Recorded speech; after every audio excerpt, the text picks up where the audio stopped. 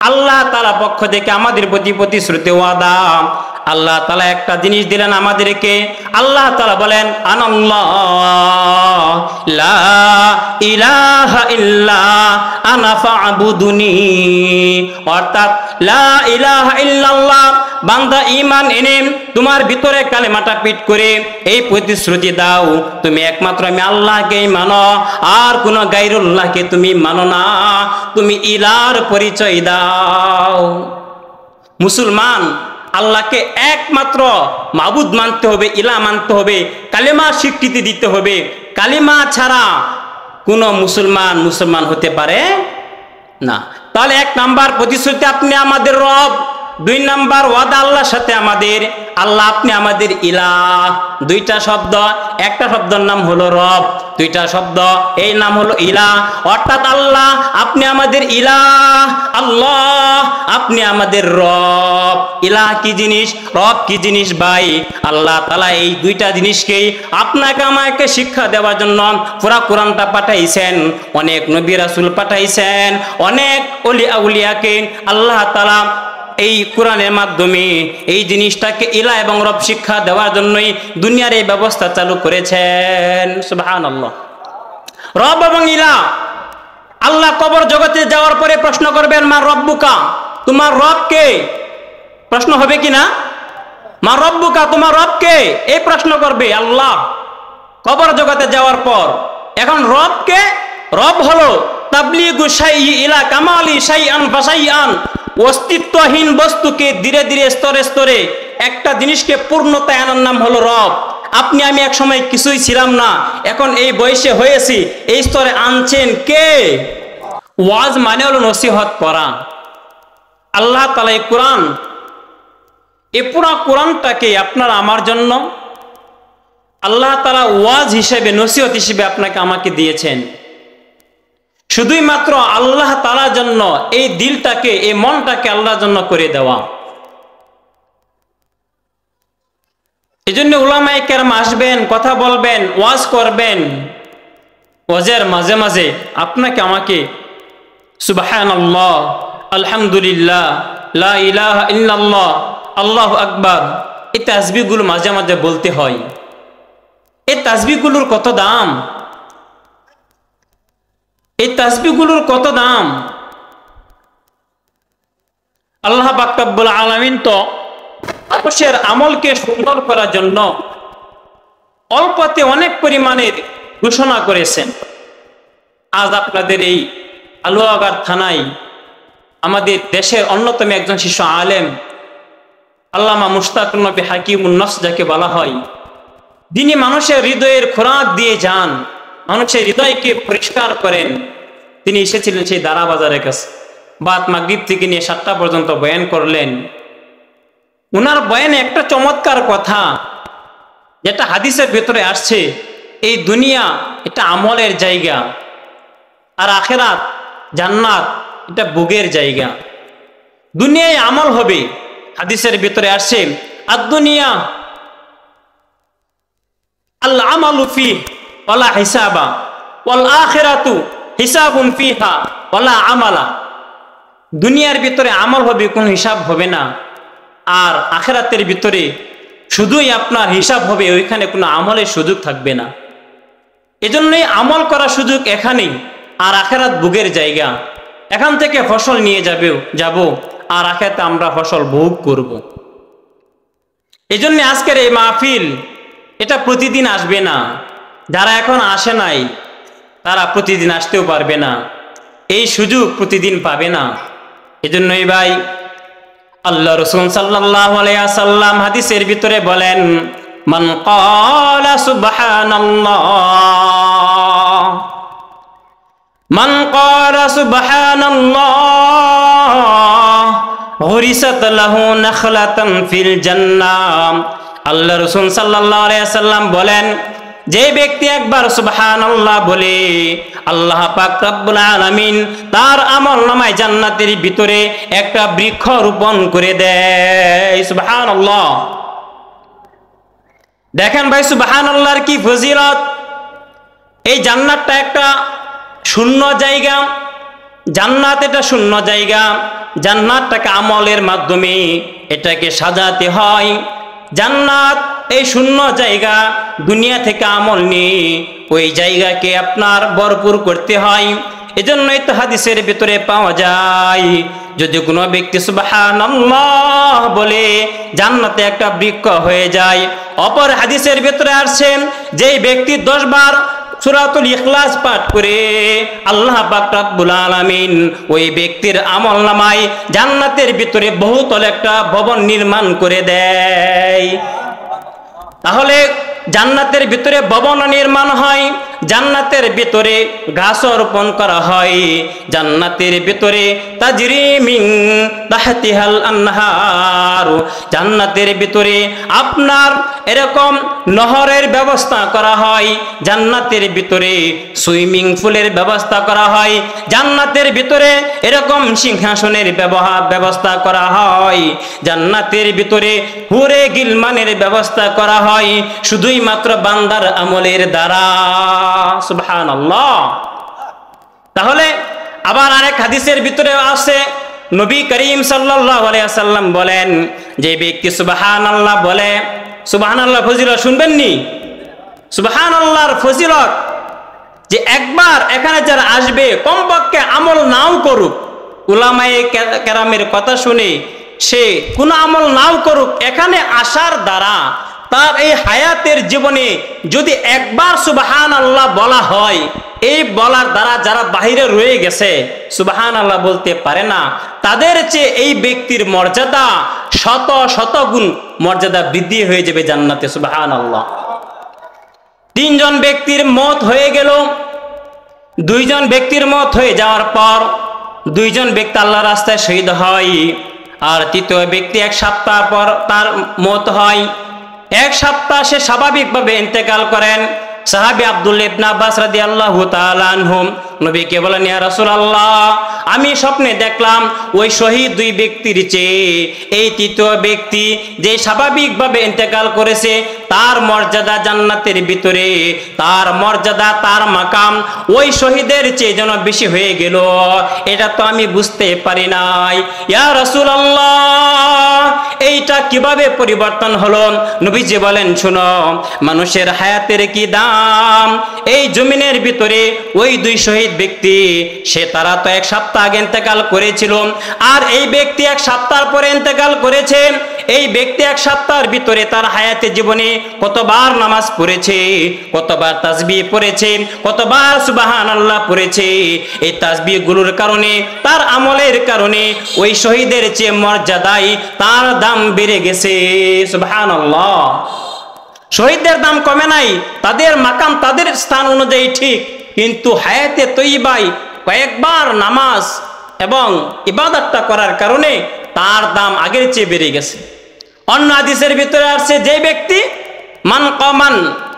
ব্যক্তি তাসবিহাহু ওয়া তাহলিলাহু ওয়া তাকবীরাহু মাল আমা বাইনা সামাওয়াতি ওয়াল আরদ, আসমান এবং জমিনে শূন্যতা ভরে যায় যে ব্যক্তি একবার আল্লাহর তাসবিহগুলো পড়ে, সুবহানাল্লাহ, আলহামদুলিল্লাহ, লা ইলাহা ইল্লাল্লাহ। তাহলে এই হাদিস দ্বারা বোঝা যায় একবার সুবহানাল্লাহ পড়লে আসমান জমিনে শূন্যতা আল্লাহ আমল দ্বারা, নেক দ্বারা পরিপূর্ণ করে দেয়। সুবহানাল্লাহ। তাহলে যারা আসছেন, যেই কয়েকবার সুবহানাল্লাহ বলতেছেন, এটার কারণে তো কমপক্ষে যারা বাইরে থেকে বলতে পারে না তাদের চেয়ে আপনাদের দাম 1000 গুণে শ্রেষ্ঠ। সুবহানাল্লাহ। ভাই, আমি যে আয়াত তেলাওয়াত করেছি, আল্লাহ পাক রব্বুল আলামিন এখানে বলেন, আল্লাহ নিজে ওয়াজ করতেছে। এই যে আপনাদেরকে ওয়াজের ব্যবস্থা করা হয়েছে, এই ওয়াজের ব্যবস্থা তো আল্লাহ নিজেও করেছেন, আল্লাহ নিজে ওয়াজ করেন। এই আয়াতের ভিতরে আল্লাহ তাআলা 7টা বিষয়ের অঙ্গীকার, 7টা বিষয়ের ওয়াজ আল্লাহ তাআলা করেছেন। আল্লাহ তাআলা এখানে বলছেন, দুনিয়ার ভিতরে সফল ব্যক্তি কারা? দেখেন, দুনিয়ায় আমরা সফল কাদেরকে বুঝি? যে ব্যক্তি বিসিএস করতে পারলো, যে ব্যক্তি অনেক টাকার মালিক হলো, যে ব্যক্তি এমপি হইতে পারলো, যে ব্যক্তি মন্ত্রী হইতে পারলো, যে ব্যক্তি দুনিয়ার সম্পদ, ক্ষমতা, প্রভাব, প্রতিপত্তি, পদ, পদবি অর্জন করতে পারলো, দুনিয়ার সমাজ তাদেরকে বুদ্ধিমান বলে। ঠিক না? কথা বলেন, ঠিক না? এদেরকে বুদ্ধিমান বলে। এক ব্যক্তির 4 জন ছেলেই বিসিএস বা তাই 4 জন ছেলেই পুলিশ প্রশাসনে চাকরি করে, অথবা 4 জন ছেলেই ডাক্তারি করে, তো আমরা বলি ওই ব্যক্তি সফল, তার জীবন ধন্য, 4টা ছেলেকে মানুষ বানাইছে, ইত্যাদি ইত্যাদি। এরকম সফলতার পরিচয় আমরা দুনিয়ায় দেই, কিন্তু আল্লাহর কাছে তো এটা সফলতা নয়। আল্লাহ বলছেন সফলতা, সফল বুদ্ধিমান ওই ব্যক্তি যার মাঝে এই 7টা গুণ থাকবে। তাহলে সফলতার পরিচয় দিচ্ছেন স্বয়ং আল্লাহ, যে আল্লাহ কি করতে পারেন, যে আল্লাহ দুনিয়ার সব করতে পারেন, বলেন সুবহানাল্লাহ। যে আল্লাহ, এই যে আজকে মাত্র হুজুর বলছেন আল্লাহ মাত্র ইরাদা, ইচ্ছার দ্বারাই দুনিয়াবাসীকে ভূমিকম্পের মাধ্যমে একটু জাকুনে দিতে পারেন, যে আল্লাহ মানুষকে মুহূর্তেই নিয়ে যেতে পারেন, দুনিয়ার কোনো ক্ষমতা ওই মানুষকে আর দুনিয়া রাখতে পারে না, সেই আল্লাহ সব করতে পারেন। একটু চিন্তা করেন নিজেকে নিয়ে, যে আল্লাহ আমাকে চক্ষু দিলেন, আমাকে কান দিলেন, আমাকে জিহ্বা দিলেন, জবান দিলেন, সেই আল্লাহ তাআলার কতটুকু শুকরিয়া আমরা আদায় করতেছি। আল্লাহ তাআলা বলেন আলাম নাজআল লাহু আইনাইন ওয়া লিসানান ওয়া শাফাতাইন। ও বান্দা, আমি আল্লাহ তাআলা কি তোমাকে 2টি চক্ষু দান করি নাই? এই চক্ষুর ভিতরে আমি আল্লাহ তাআলা কি পরিমাণ পাওয়ার রাখছি দুনিয়ার কোনো বৈজ্ঞানিক বের করতে পারে নাই। আল্লাহ বলেন আলাম নাজআল লাহু আইনাইন ওয়া লিসানান ওয়া শাফাতাইন। আমি আল্লাহ তাআলা কি তোমাকে জবান দান করি নাই? আমি আল্লাহ তাআলা কি তোমাকে 2টি ঠোঁট দান করি নাই? ও বান্দা, একটু চিন্তা করো, তোমাকে তো আমি আল্লাহ তাআলা মায়ের গর্ভের ভিতরে তোমার জবানটাকে পচা দুর্গন্ধময় খাবার থেকে হেফাজত করেছিলাম। আমি আল্লাহ তাআলা শুধুমাত্র একটা এই নাভির নলের মাধ্যমে মায়ের সেই জমানো পচা রক্ত দুর্গন্ধ দিয়ে তোমাকে মার গর্ভে বড় করেছি, তোমার জবানটাকে হেফাজত রেখেছি, তোমার 2টি ঠোঁটকে হেফাজত রেখেছি। মার গর্ভে ওই পচা দুর্গন্ধময় খাবার খাইয়ে তোমার জবানকে, তোমার ঠোঁটকে আমি নাপাক করি নাই। কেননি বান্দা জানোনি, আমি এই জন্যই করেছি দুনিয়ায় আগমন করে তোমার এই জবান দ্বারা, তোমার এই জিহ্বা দ্বারা আমি আল্লাহ তাআলার নাম উচ্চারণ করবা। সুবহানাল্লাহ। ও ভাই, একটু চিন্তা করেন, দুনিয়ায় কত যন্ত্রপাতি, কত যানবাহন যদি দীর্ঘদিন ব্যবহার করা হয়, ওইটাকে মেরামত করতে হয়, ওইটাকে ডাক্তার ওয়ার্কশপে নিতে হয়, ওইটাকে মিস্ত্রি দেখাতে হয়, ওইটাকে আপনার সার্ভিসিং করাতে হয়, হয় কি না? হয়, সার্ভিসিং করাতে হয়। কিন্তু ওই আল্লাহ তাআলা তো আপনাকে আমাকে চক্ষু দিয়েছেন, এই চক্ষুকে তো কোনো দিন ডাক্তার দেখাতে হয় নাই। এই জবানকে সচল রাখার জন্য আল্লাহ তাআলা মুখে একটা পিচ্ছিল থুতুর ব্যবস্থা করে দিলেন। এই থুতু পড়ার জন্য দুনিয়ার কোন ডাক্তার থেকে সার্ভিসিং করাতে হয় নাই। আল্লাহ তাআলা নিজের পক্ষ থেকেই সদা সর্বদা আপনার আমার জবানে ওই অটোমেটিক আল্লাহ তাআলা মোবিলের ব্যবস্থা করে দিয়েছেন। সুবহানাল্লাহ। তাহলে ওই আল্লাহর শুকরিয়া আদায় করবো না তো করবো কার? ওই আল্লাহ ওয়াজ করেন, আল্লাহ বলেন বান্দা, তুমি যদি সফল হতে চাও, তুমি যদি দামি হতে চাও, 1 নাম্বার গুণ তোমার ভিতরে আনো, আল্লাযীনা ইউফুনা বিআহদিল্লাহ। দুনিয়ার ভিতরে সফল ওই ব্যক্তি 1 নাম্বার গুণ, যে আল্লাহর দেওয়া অঙ্গীকার পূর্ণ করে, আল্লাহর সাথে কৃত ওয়াদা সে পূর্ণ করে। বলেন কুদুন আল মিসাক, আল্লাহর কৃত সেই ওয়াদাকে সে ভঙ্গ করে না। এখন প্রশ্ন, আল্লাহর কৃত ওয়াদা কোনটি? আল্লাহর সাথে আমরা কি ওয়াদা করে আসছি? আল্লাহর সাথে আমাদের 2টা ওয়াদা হয়েছে, 2টা প্রতিশ্রুতি হয়েছে। মুসলমান, আল্লাহর সাথে আমাদের 2টি ওয়াদা হয়েছে। একটা ওয়াদা দুনিয়াতে আসার পূর্বে, দুনিয়া সৃষ্টির পূর্বে রূহের জগতে আল্লাহ প্রশ্ন করেছিলেন, আলাস্তু বিরব্বিকুম, আমি কি তোমাদের রব নই? সমস্ত রূহগুলো উত্তর দিয়েছিল ক্বালু বালা, আল্লাহ হ্যাঁ আপনি আমাদের রব। 1 নাম্বার প্রশ্নটা কি বলেন? আল্লাহ প্রশ্ন করেছেন আমি কি তোমাদের রব? না, সবাই বলেছিল হ্যাঁ আপনি আমাদের রব। তাহলে রব কে? রব কে? মুখ খুলে বলেন, আওয়াজ করে বলেন রবকে। এক নাম্বার উচ্চারণ আমরা করেছিলাম, আল্লাহ আপনি আমাদের রব। এক নাম্বার প্রতিশ্রুতি রুহে জগতে। দুই নাম্বার দুনিয়াতে আসার পর দ্বিতীয় প্রতিশ্রুতি, আল্লাহ তাআলা পক্ষ থেকে আমাদের প্রতি প্রতিশ্রুতি ওয়াদা। আল্লাহ তাআলা একটা জিনিস দিলেন আমাদেরকে। আল্লাহ তাআলা বলেন, আনাল্লাহ লা ইলাহা ইল্লা আনা ফা'বুদুনি। অর্থাৎ লা ইলাহা ইল্লাল্লাহ, বান্দা ঈমান এনে তোমার ভিতরে কালেমাটা পিট করে এই প্রতিশ্রুতি দাও, তুমি একমাত্র আমি আল্লাহকেই মানো, আর কোন গায়রুল্লাহকে তুমি মানো না, তুমি ইলাহর পরিচয় দাও। মুসলমান আল্লাহকে একমাত্র মাবুদ মানতে হবে, ইলাহ মানতে হবে, কালেমা স্বীকৃতি দিতে হবে। কালেমা ছাড়া কোন মুসলমান হতে পারে না। তাহলে এক নাম্বার প্রতিশ্রুতি, আপনি আমাদের রব। দুই নাম্বার ওয়াদা আল্লাহর সাথে আমাদের, আল্লাহ আপনি আমাদের ইলাহ। দুইটা শব্দ, একটা শব্দের নাম হলো রব, দুইটা শব্দ এই নাম হলো ইলাহ। অর্থাৎ আল্লাহ আপনি আমাদের ইলাহ, আল্লাহ আপনি আমাদের রব। ইলাহ কি জিনিস, রব কি জিনিস ভাই? আল্লাহ তাআলা এই দুইটা জিনিসকেই আপনাকে আমাকে শিক্ষা দেওয়ার জন্য পুরা কোরআনটা পাঠাইছেন, অনেক নবী রাসূল পাঠাইছেন, অনেক ওলি আউলিয়াকে আল্লাহ তাআলা এই কোরআনের মাধ্যমে এই জিনিসটাকে ইলাহ এবং রব শিক্ষা দেওয়ার জন্যই দুনিয়ার এই ব্যবস্থা চালু করেছেন। সুবহানাল্লাহ। রব এবং ইলাহ। আল্লাহ কবর জগতে যাওয়ার পরে প্রশ্ন করবেন, মা রব্বুকা, তোমার রব কে? প্রশ্ন হবে কিনা? মা রব্বুকা, তোমার রব কে? এই প্রশ্ন করবে আল্লাহ কবর জগতে যাওয়ার পর। এখন রব কে? রব হলো তাবলিগু শাইই ইলা কামালি শাইআন ফাশাইআন, অস্তিত্বহীন বস্তুকে ধীরে ধীরে স্তরে স্তরে একটা জিনিসকে পূর্ণতায় আনার নাম হলো রব। আপনি আমি এক সময় কিছুই ছিলাম না, এখন এই বয়সে হয়েছি, এই স্তরে আনছেন কে? রিজিক দেন কে? হায়াত দেন কে? মওত দেন কে? এই সব কিছুর বিশ্বাস আল্লাহর প্রতি রাখা, উনি হলেন রব। এই জন্য আল্লাহ তাআলা শিখাইলেন, বান্দা এই জমিনের ভিতরে এই রব শব্দটা শিখার জন্য তোমার অন্তরে আমি আল্লাহর দেওয়া প্রথম প্রতিশ্রুতিকে পূর্ণ করার জন্য আমি আল্লাহ তাআলা এত ব্যবস্থা করেছি। দৈনিক 5 বার 5 ওয়াক্ত নামাজ পড়তে হয়। 5 ওয়াক্ত নামাজের ভিতরে কমপক্ষে সূরাতুল ফাতিহা পড়তেই হয়। পড়তে হয় না? সূরা ফাতিহা ছাড়া নামাজ হয়?